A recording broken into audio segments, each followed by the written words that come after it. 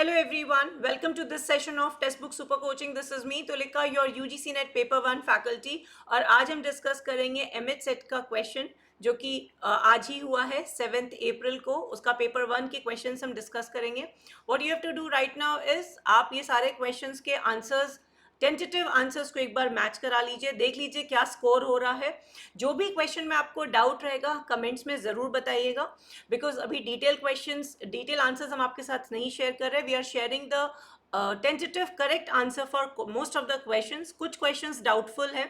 अगर हम लेवल की बात करें तो क्वेश्चन पेपर का लेवल वाज मॉडरेट. कुछ क्वेश्चंस थोड़े ट्रिकी थे. So let's have a quick look at the questions which were asked today.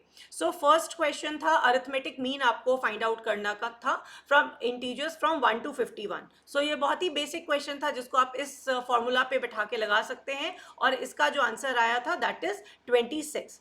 Right, we'll move to the next question. Next question talks about again 10 to the power m, जहाँ positive integer की बात की गई है और यहाँ पे divide करना था 101 से 151 के इंटीजर्स को. तो मैक्सिमम वैल्यू m क्या आएगा? सो learners the correct answer for this is 11. साथ साथ आप लोग आपने जो भी ऑप्शंस मार्क किए हैं, अगर आपको उसके पीछे कोई और लॉजिक है तो उसे ज़रूर शेयर कीजिएगा. अभी हम आपके साथ आंसर की शेयर कर रहे हैं एंड इन सब्सिक्वेंट क्लासेस इसके सारे डिटेल्स आपको मिल जाएंगे. क्वेश्चन नंबर 3, जहां आपके पास 3 नंबर्स दिए गए थे और उसमें से पूछा गया था कि इनमें से कौन सा नंबर 18 से डिविजिबल है. तो ये थोड़े लंबे स्टेप्स का क्वेश्चन है लर्नर्स और इसका सही आंसर रहेगा 2. यानी कि ये y और x वाले जो नंबर्स हैं ये दोनों हमारे 18 से डिविजिबल है. So question number 3 answer is B. Fourth question था जहाँ पे ये पूछा गया था कि एक पर्सन जो कि ब्रिक्स ट्रांसफर कर रहा है from certain place X to Y, so 5.5 kilometres तक अगर वो काम करता है तो कितने ब्रिक्स वो शिफ्ट कर सकेगा. So again learners the correct answer for question number 4 is 190. सो आपके आंसर्स क्या आ रहे हैं ये भी ज़रूर साथ में कमेंट्स में बताइएगा. Question number 5, the correct answer is slight doubtful. So we are still working on it. जो क्लोजेस्ट आंसर निकल के आया है वो है 243. अगर आपको कोई और आंसर आ रहा है तो आप उसे हमारे साथ शेयर कर सकते हैं. Will surely review it. Statement based question काफ़ी सिंपल था. अगर हम बात करें some tigers are goats and all political leaders are intelligent, so it is quite obvious कि ऑल है तो सम होगा. तो 2 ओनली, यानी कि 6th का जो सही आंसर है दैट इज 2 ओनली. पहला वाला स्टेटमेंट गलत है. अगर 7th क्वेश्चन की बात करें तो बसेस की ऑर्डर की बात कही गई थी और लास्ट से सेकेंड लास्ट नंबर की बस बतानी थी. तो अगर आप इसे भी अरेंज करके देखेंगे तो नासिक इसका सही आंसर आएगा. So question number 7 we have Nashik as the right answer. Moving to question number 8, जहां आपको एक कोड लैंग्वेज में डिकोड करना था. Question number 8, the correct answer is IMPR and for 9 again code में कन्वर्शन था. So the correct answer is 879, that is A. If we move to question number 10, जहाँ direction पे बेस्ड क्वेश्चन था, so the correct answer is 10 number question का is B, that is west 25 metres. So अभी आपने अपने scores एक बार check कर लेने हैं. जिस पे डाउट है it will be taken up as I said in our subsequent classes. So अगला था डायरेक्शन पे बेस्ड. सो क्वेश्चन नंबर 11 था आपका परसेंटेज निकालना था जो कि आगरा विजिट कर रहे हैं. तो correct answer is 33.33%. Question number 12 थोड़ा डाउट है क्योंकि कुछ का मानना है कि इंग्लिश और कुछ ये भी कह रहे हैं कि अमेरिकन, बिकॉज अमेरिकन जो होते हैं बहुत ज़्यादा ट्रैवल करते हैं. सो कौन सा सोर्स इन्होंने अपना रखा है for which they are going to consider as the authentic source जहाँ से हमें टूरिज्म डेटा मिलता है, चूँकि दिल्ली का पूछा गया है. सो ये भी थोड़ा डाइसी है. Question number 12 between American and English, that is A and B. अगर we'll move to question number 13 and 14 जो कि एक्सपेंडिचर के ऊपर बेस्ड है. सो लर्नर्स 13 का answer is 90 degree and 14th का आंसर इज 14 का answer is 3:10. Will move to question number 15 जिसमें प्लॉटिंग करनी थी आपको एक्स और वाई एक्सेस पे और जो प्लॉट होके जो कर्व आएगी वो क्या होनी चाहिए. So it can be exponential. Again 15th question थोड़ा डाइसी है. So in case you have any answer to it, you can please share with us. Moving to question number 16, which talks about identify the correct pair from the following. तो इसका सही answer होगा C, that is KBPS, जिसको हम बात करते हैं unit of data transfer rate. Right, question number 16. Question number 17 की बात करें कि अगर when you are accessing a site with HTTPS instead of HTTP, इसका मतलब क्या होता है? इसका मतलब ये जो S एक्स्ट्रा ऐड हो जाता है, इसका मतलब होता है you are accessing a secure communication. तो इसका जो सही आंसर होगा 17 का, that is B. Moving to question number 18. Which of the following shows the correct chronological order of first launch of these internet-based facilities? Right? So again, learners, the correct answer for this is D. That is सबसे पहले Wikipedia, then comes Gmail, then comes YouTube, and finally it is Instagram being the last one. So chronological order में लगाना था आपको ये। Next question number 19 is talking about स्वयं के coordinators की इनमें से कौन सा स्वयं का कोऑर्डिनेटर नहीं है। So as you all know, Indian Institute of Science is not a coordinator of Swayam, बाकी ये तीनों स्वयं के कोऑर्डिनेटर हैं। Next question is based on in context of web 2.0। तो वेब 2.0 का क्या मतलब होता है कि जो डिजिटल इन्वायरमेंट की हम बात करते हैं, ये किसके ऊपर फोकस करता है? So as you all know, web 2.0 is ज़्यादा आपको कंटेंट मिलता है, यूजर जनरेटेड कंटेंट के ऊपर ये फोकस करता है। So B is the right answer. Question number 21, it talks about when were the millennium development goals adopted by United Nations. So जब MDGs को adopt किया गया था, उसी साल उसकी शुरुआत हुई थी, and the correct answer for 21st question is C, that is 2000. Yes, please take note of C as the right answer. Question number 21. We'll move to question number 22. What is the target year of sustainable development goals? तो sustainable development goal का target year है 2030, जब तक हमें ये सारे goals achieve कर लेने हैं। नेक्स्ट क्वेश्चन इज कि फोटोकेमिकल स्मॉग का क्या इफेक्ट होता है? Question number 23. What is the effect of photochemical smog? So photochemical smog results in headache, eye, nose and throat irritation. It cannot cause gastrointestinal disorder, renal is associated with kidney and bone disorders. So photochemical smog सबसे ज़्यादा हमारे respiratory system को impact करता है।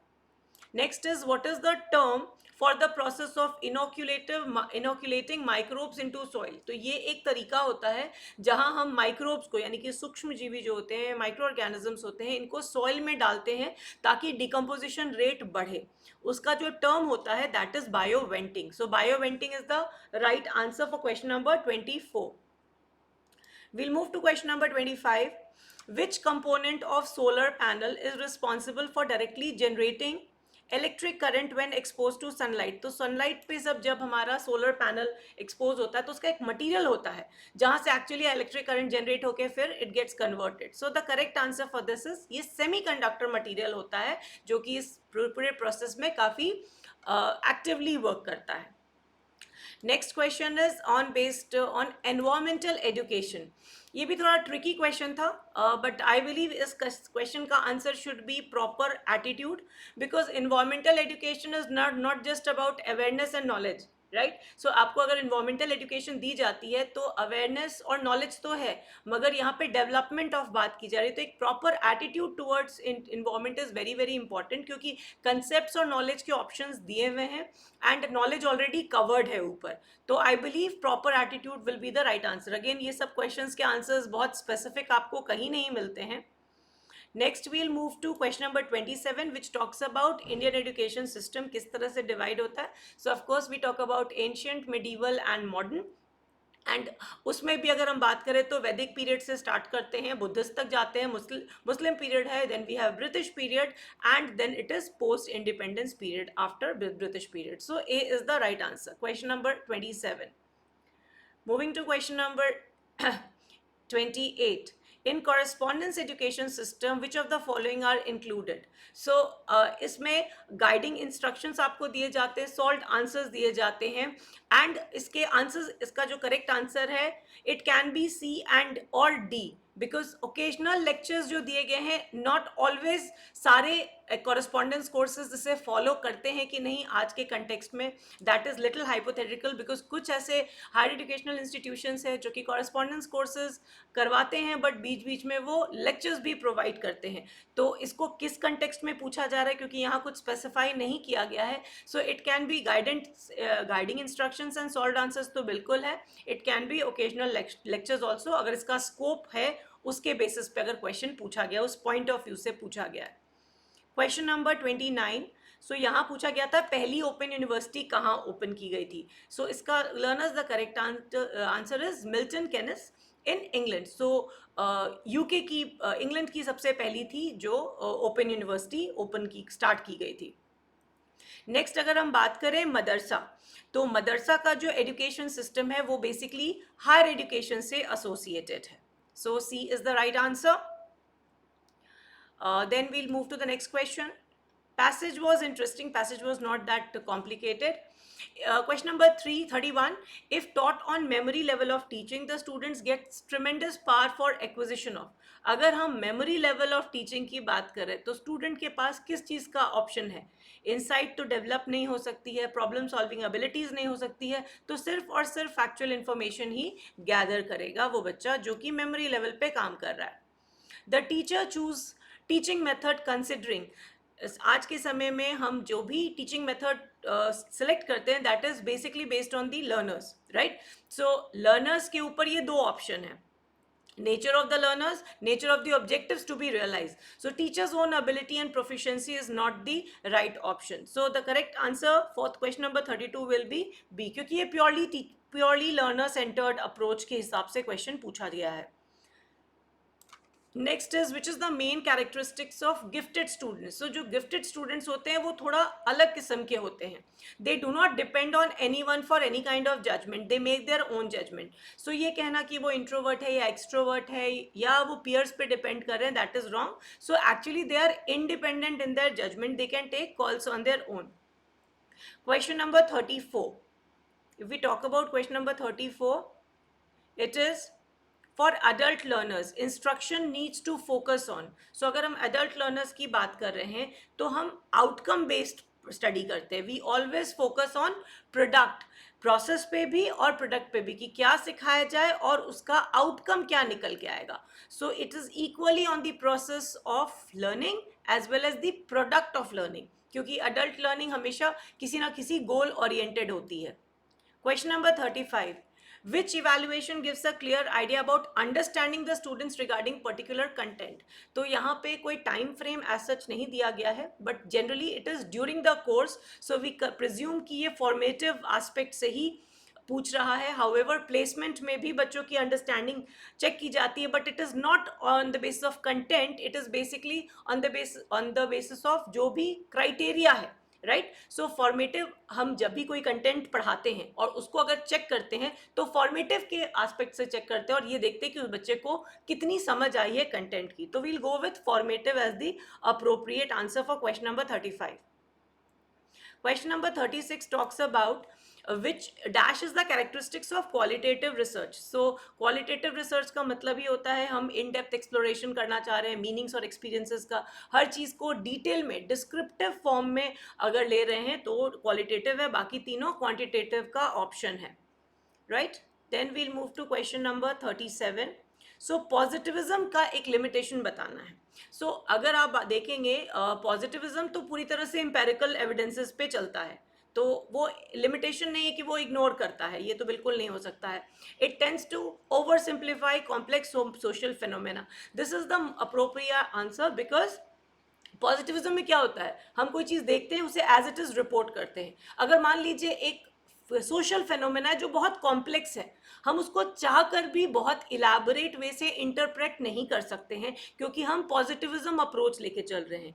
जो हमें सामने दिखता है हम उसी को सिर्फ रिपोर्ट करते हैं और कोई भी कॉम्प्लेक्स चीज़ को हम बिल्कुल कम शब्दों में एक्सप्लेन कर देते हैं, जैसा दिखा वैसा लिख लिया। सो एक ये लिमिटेशन हो जाती है, क्योंकि हमें कॉम्प्लेक्स फेनोमेना जो है वो समझ में नहीं आता है अगर हम पॉजिटिविज्म अप्रोच लेके चलेंगे। आइडियली सोशल फेनोमेना के लिए हमें क्या चाहिए, पोस्ट पॉजिटिविस्ट अप्रोच चाहिए। सब्जेक्टिव इंटरप्रिटेशन का यहाँ पे स्कोप ही नहीं है और बायसनेस और पर्सनल ओपिनियन का अगेन स्कोप नहीं, क्योंकि पॉजिटिविज्म अप्रोच की बात करें यहाँ पे हम ऑब्जेक्टिविटी की बात करते हैं, सिमिलर ओपिनियन की बात करते हैं, right.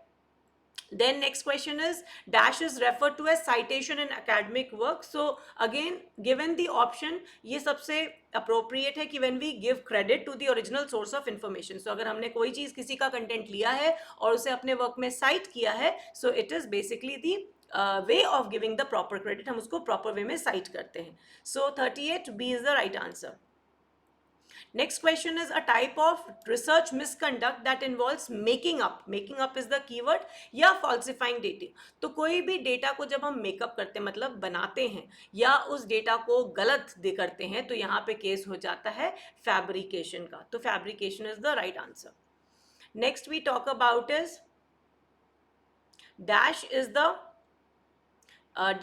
dash ICT tool is essential for creating and managing bibliographies. तो bibliographies आप लोगों को मैंने बहुत बार पढ़ा है. RMS यानी कि रेफरेंस मैनेजमेंट सॉफ्टवेयर जो होते हैं, चाहे जोटेरो हो, मेंडले हो, ये हमारे रेफरेंसेस को मैनेज करने में, बिब्लियोग्राफी को मैनेज करने में बहुत मदद करते हैं. Now we are going to solve questions related to passage. So 5 question है. Passage was interesting, not very complicated. So let's have a quick understanding. Question number 41. The given passage states that Mahatma Gandhi largely succeeded in molding the millions of Indians, because उनका जो approach था, उन्होंने काफ़ी लोगों के जो thought process है उसको अलाइन कर दिया था, मोल्ड कर दिया गया था, ऐसा कुछ इस पैसेज में कहा गया है. Then question number 42.